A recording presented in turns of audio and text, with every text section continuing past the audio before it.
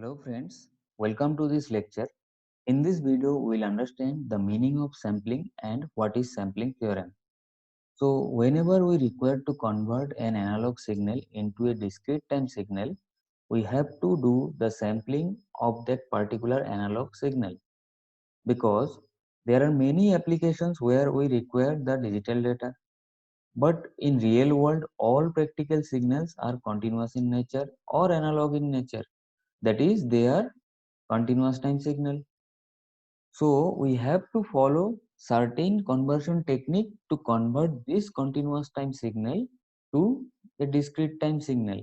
And this process of conversion of continuous time signal to a discrete time signal is known as sampling.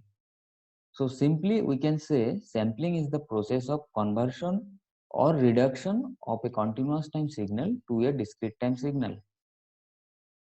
So to convert a continuous time signal into a discrete time signal, we have to use the sampler, which performs the operation that is known as sampling, and this sampling is done based on the sampling theorem. And also, if you want to get back to the original continuous time signal from the sampled version of the signal, which is a discrete time signal, then it has to satisfy the sampling theorem. So now let's try to find out what is actually the sampling theorem is. So in order to derive the sampling theorem, let us consider a continuous time signal m of t, and also consider this signal m of t is band limited signal. So now the question is, what is band limited signal? The band limited signal means we are assuming the Fourier transform of m of t with spectrum m of omega, which is 0 outside a finite band of frequencies. Or we can say the spectrum of this signal will be non-zero only within a range of frequencies, right? So here we can see that the Fourier transform of this m of t signal, message signal, is m of omega, where and it is band limited to omega m, right? That means it should not have any frequency higher than plus omega m and lower than minus omega m.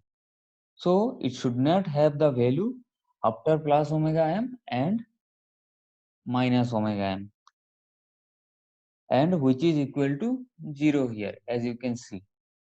So it represents that this signal x of t is band limited to x of omega m, and it is not having any frequencies component higher than omega m, and where omega m is called the maximum frequency component of the message signal. If m of t is having multiple frequency component, then out of those frequency component, omega m is the maximum. Now sampler basically do the multiplication of two signal. Hence sampler is nothing but a multiplier. So to perform sampling, the signal which is to be sampled is multiplied by the function known as the sampling function, which is basically a periodic signal or train of impulse having period Ts. So here Ts is called the sampling period or sampling interval. So we have angular frequency omega is equal to 2 pi by Ts, which is known as sampling frequency or sampling rate. And we can write this C of t, the periodic impulse train, as C of t equal to del of summation del of t minus nts, where n goes from minus infinity to infinity. So when we put n equal to 0 here, so we get del of t. Del of t means there will be impulse at 0, right? Similarly, if we put again n equal to 1, then it will be del of t minus ts. That means this impulse at 0 will now shift to ts. Again, if I put n equal to minus 1, then it will be del of t plus ts. That means now this impulse will shift to minus ts. So similarly, if I put all the integers and add those all impulses, so finally we'll get this impulse train having period Ts. So to perform sampling, we multiply the signal to be sampled by a sampling function, which is a train of impulse function. In this case, after multiplying m of t and c of t, we'll have the resultant s of t like this. So at t equal to 0, if I multiply this message signal with the weight of this impulse at t equal to 0, we'll get the samples at t equal to 0 over here. So similarly, if I move from 0 to ts, you can see there is no value from 0 to ts, in between 0 to ts. So that means it is 0. So 0 into this message signal in between 0 to ts, we will have 0, nothing. No samples over 0 in between 0 to ts. So similarly, again, this message signal at t equal to ts, if I multiply with the weight of the impulse train at t equal to ts, then we'll have these samples at t equal to ts for this message signal. Similarly, in this manner, we'll get all the samples after multiplying with all the weights of this impulse train with this message signal. And now we are interested in the spectrum of this sample version signal.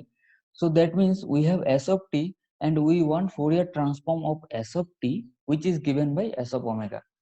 And also we know that Fourier transform of a periodic impulse train is, for C of t, it is C of omega is given by 2 pi by ts into summation of n equal to minus infinity to infinity del of omega minus n omega s. And also, if you recall one of the property from Fourier transform, and that states that multiplication in time domain corresponds to convolution in frequency domain with a scaling factor of 1 by 2 pi. So that means this can be written as s of omega equal to 1 by 2 pi into m of omega convolution with c omega. Now let's move on to the simplification of this. So this can be written as 1 by 2 pi m of omega convolution with this c of omega, means we have 2 pi by ts into summation of n goes from minus infinity to infinity del of omega minus n omega s. And now you can see here this 2 pi and this 2 pi gets cancelled and only remains 1 by ts.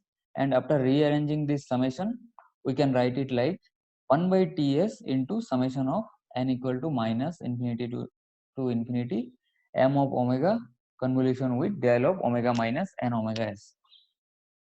And now again, if you use the property, so you can write this term inside term, means m of omega convolution with del of omega minus omega s. This can be written as m of omega minus n omega s, because we have the property xt convolution with del of t minus t naught, then it will be written as x of t minus t naught.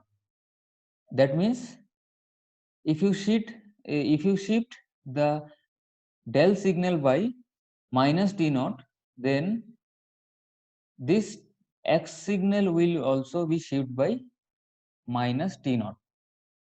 So after this, if we want to expand this signal now, so that means if I put n equal to 0 here, so this term will be like only m of omega, right? And if you put n equal to 1, so this will become m of omega minus omega s. Similarly, if you put n equal to minus 1, this will become m of omega plus omega s. And so on, if you put all the integers, and you will have all the terms like this. So from this expression, using this expression, we can plot the waveform of s of omega, and this look like this. So if you see the expression here, when n equal to 0, this expression becomes s of omega equal to m of omega. So this means this should have this waveform. That means this s omega wave should have this waveform, m omega waveform. So therefore we have the waveform of m omega here. So this makes the frequency equal to minus omega m here, and here plus omega m. And if you see here, when n equal to -1, this becomes m of omega minus omega s. So that means if you shift this by omega s, this waveform, then this waveform will look like this. The lower limit will be omega s minus omega m, and the upper limit will be omega m plus omega s, and this middle frequency will be omega s, right? So we can see it is clearly visible here that this omega m is less than this omega s minus omega m, right? So that means we can write omega s minus omega m greater than omega m, and this implies omega s is greater than 2 omega m, and this condition means where the sampling frequency is greater than the twice of maximum frequency, and this condition is called as oversampling. So, and here also you can see that there is no overlapping between these two waveforms. So similarly, if you now shift this waveform here, means if we shift this omega s minus omega m to omega m, so that means if we simply just make omega s minus omega m equal to omega m, so that means it implies omega s equal to 2 omega m, then this point will shift here. So this will shift here. So that means they will join here. So this is called critical sampling. This condition is critical sampling, and again there is no overlapping here also. So here also we can reconstruct the signal again, since there is no overlapping, and here also we can reconstruct the signal because there is no overlapping. So now let's move to the next condition. So, and the next condition is, if we now move this omega s minus omega m here, means if we make this omega s minus omega m less than this omega m, so that what will happen at that time, this omega s minus omega m will shift here and omega m will be in this side. So that means omega s minus omega m less than omega m, and which implies omega s is less than 2 omega m, and this condition is called undersampling. And because of this overlapping, this is called as aliasing. Because of this overlapping, there will be distortion, and this distortion is called as aliasing. So if you now want to reconstruct this signal using the low pass filter, so if I simply put a low pass filter here over here, uh, okay, so at that time we can simply get back this signal again, right? We can recover this signal again because there is no overlapping. We can easily reconstruct this signal again using this low pass filter. Similarly, if we use a ideal low pass filter, in this case when omega is equal to 2 omega m, then also we can reconstruct this signal again. We can get back our original m of omega spectrum, that means our original m of t signal again. So but in the case of but in the third case, when omega is less than 2 omega m, here you can see that if you put the low pass filter here, if you keep a low pass filter here, then what happened? Because of this aliasing, there is distortion, and because of this distortion, you cannot reconstruct the original signal back again. So that means in the case of undersampling, or in the case when omega s is less than 2 omega m, we cannot reconstruct the signal. So finally we can conclude that the signal can be reconstructed when omega s is greater than 2 omega m and omega s is equal to 2 omega m. By combining these two, we can say that when omega s is greater than equal to 2 omega m, then only the signal reconstruction is possible. So this says actually the sampling theorem that the signal can be reconstructed when this omega s is greater than equal to 2m, means the sampling frequency must be greater than equal to twice of the maximum frequency component of the message signal. So similarly, if you write in terms of hertz, so it will be fs greater than equal to 2fm. What is the final statement of this sampling theorem? We can summarize this sampling theorem as that a signal can be represented in its samples. So that means if I have a signal m of t, and if I represent it in s of t, and can be recovered back when the sampling frequency is greater than or equal to twice of maximum frequency component present in the signal. So that means we can recover back this signal when the sampling frequency, means omega s, is greater than or equal to twice of maximum frequency, means greater than equal to 2 omega m. So That's why we have written here again that a signal which is band limited to omega m radian per second, or if you write in frequency hertz, so it will be FM hertz, can be completely recovered from its samples if the samples are taken at a sampling rate of omega s greater than equal to 2 omega m or fs greater than equal to 2 omega m. So this is all about your sampling and sampling theorem, and this is all in this lecture. See you in the next one. Thank you.